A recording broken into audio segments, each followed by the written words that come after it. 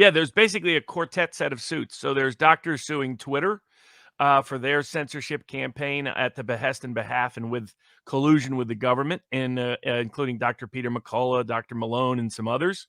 There's also a group of doctors that have joined the state of Louisiana and state of Missouri suit that got discovery rights against Dr. Fauci and others pending in Louisiana.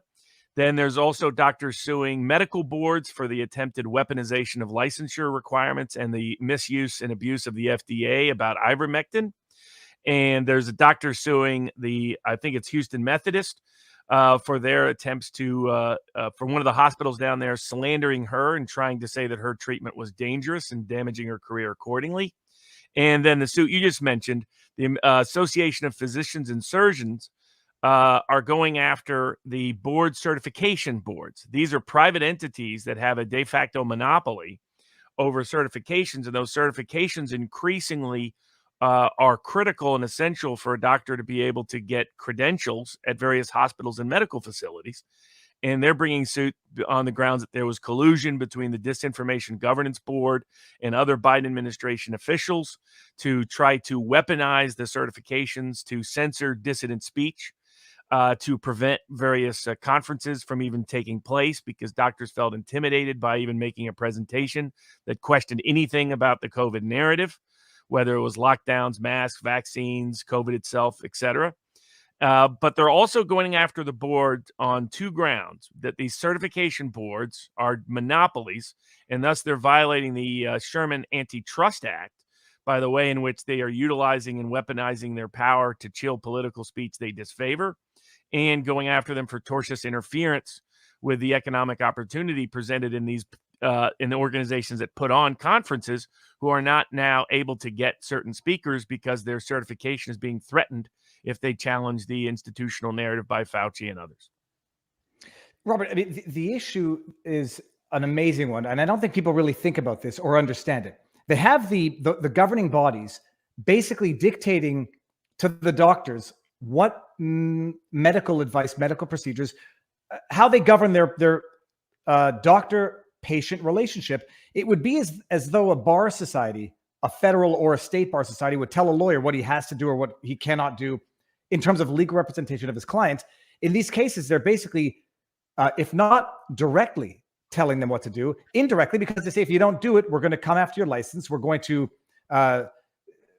defame you, and we're going to effectively, remove your ability to practice. I mean, I guess one question is, how did it get there? And what is going to be the remedy? How can a lawsuit basically say to the board that you cannot do this to your members or to the professionals? Well, it's two other components to it, because here they're going beyond trying to dictate the doctor-patient relationship. And they're saying, if you're certified by us, there's certain speech you won't be allowed to give. You won't be allowed to present in public your opinions about a wide range of topics if they don't conform to what we say they have to be. And that goes beyond medical advice. There's also a lawsuit in Australia pending on these grounds as well. So that if you challenge the institutional narrative now, even outside of the doctor-patient relationship, they're weaponizing board certifications, just like they're weaponizing board licensures and weaponizing public statements they make about these doctors to basically destroy their career. And what the suit exposes is that these certification board, in the context of the certification suit, these certification boards are tortiously interfering with the business relationship that these doctors have with a range of speaking organizations and the like. Not only that, they are a monopoly. They have more than 80% control of the market of certifications. And as such, they are subject to the antitrust laws under the Sherman Act. And as such, they are violating it because they are misusing their market power to try to prevent and preclude competition of a sort. In this case, competition of speech of competing organizations that are presenting an alternative to the institutional or official or Fauci-approved narrative.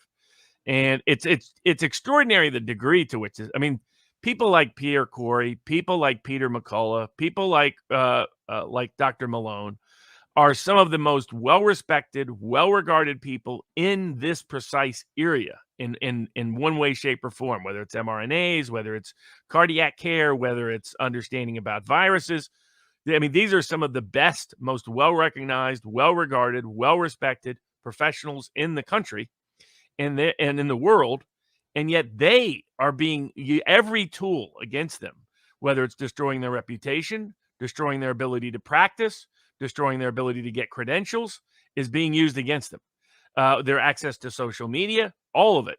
And what it exposes is the degree to which they do not have confidence that they could win an open debate in the court of public opinion. And that's why, and so people are starting, thankfully the doctors are starting to fight back against this, fight back against the FDA trying to do things on ivermectin, fight back against medical licensing boards misusing and misappropriating their power, fight back against these certification organizations, fight back against the universities and the academic institutions and the medical institutions that are trying to defame them and act retaliatory towards them. And hopefully that's what will help. No, Robert, we just lost your video. Yeah, I'll fix that. Can you hear me? And we can hear you. And I'll just, while we're doing that, just everybody, so you should know, this is carbonated water. I've gone to carbonated water, people. That's the state of my my existence. Oh, he's gone. He'll be back. And while Barnes is out, I'll bring up some recent stats. You know, while the doctors who ask the question, respected doctors with decades of expertise, some of whom were, you know, even the co-creators, if not the creator, because there was a Wikipedia edit war over Malone. Was it Malone or McCullough? It was Malone. After, you know, there's questions. Did he create mRNA or did he co-invent it? Robert, I put this on Twitter. This is an older article coming from a doctor whose Twitter feed might cause you to raise questions. But at the end of the day, you know, you can argue with the person and say that they are crazy, but you can't really argue with the stats, the numbers. And now you've had boards censoring, you know, threatening to remove the licenses of. You've had big tech deplatforming, suspending accounts. And at the end of the day, the fact checkers admit the stats. They admit the increase in a number of illnesses now. They just say it's not from that, it's from something else. Insurance group sees death rates up 40% over pre-pandemic levels. 40% surge in deaths, all-cause deaths. I think it was from 18 to 48 or from 18 to 49.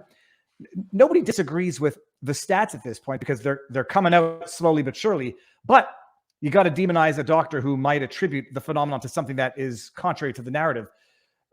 I mean, Robert, they're going for injunctive relief in the licensure, the board lawsuit. Are they going for the similar relief in the big tech lawsuits?